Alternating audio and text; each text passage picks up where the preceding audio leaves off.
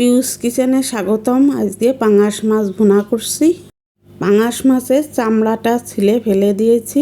ভালো করে ধুয়ে জল ঝরিয়ে লবণ হলুদ মাখিয়ে এখন চুলায় প্যান বসিয়ে দিয়ে প্যানটা গরম হয়ে গেলে সরিষার তেল দিয়ে দিয়েছি। তেলটা একটু গরম হয়ে গেলে মাছগুলো দিয়ে দিচ্ছি।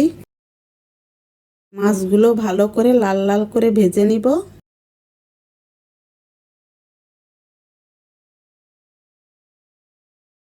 মাছগুলো ভাজা হয়ে গেছে, এখন উঠিয়ে ওই তেলের ভিতরে পেঁয়াজ কুচিগুলো দিয়ে দিচ্ছি।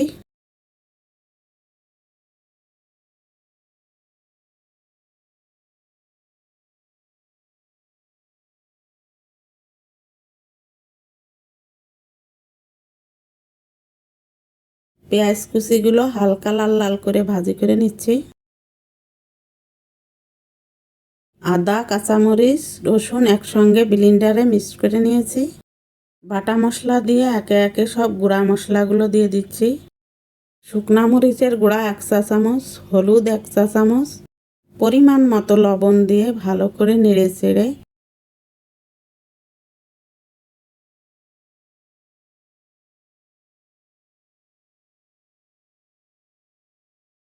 হলুদের গুঁড়া শুকনা মরিচের গুঁড়া পরিমাণ মতো লবণ দিয়ে ভালো করে একটু কষিয়ে নিলাম মশলাটা। এখন জিরার গুঁড়াগুলো দিয়ে দিচ্ছি 2 চা চামচ। মশলাগুলো দিয়ে ভালো করে নেড়ে চেড়ে কষিয়ে নিচ্ছি।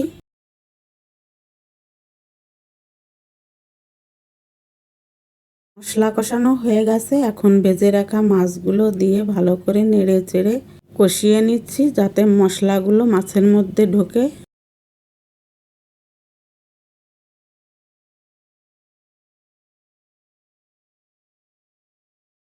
মাছগুলো ভালো করে কষিয়ে নিয়েছি, বেশি জল দেওয়া যাবে না, পরিমাণ মতো জল দিয়ে কিছুক্ষণ ঢেকে রেখে দিব।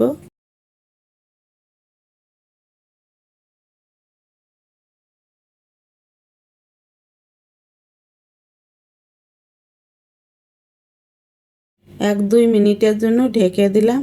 ঢাকনাটা তুলে ভালো করে নেড়ে চেড়ে দিব।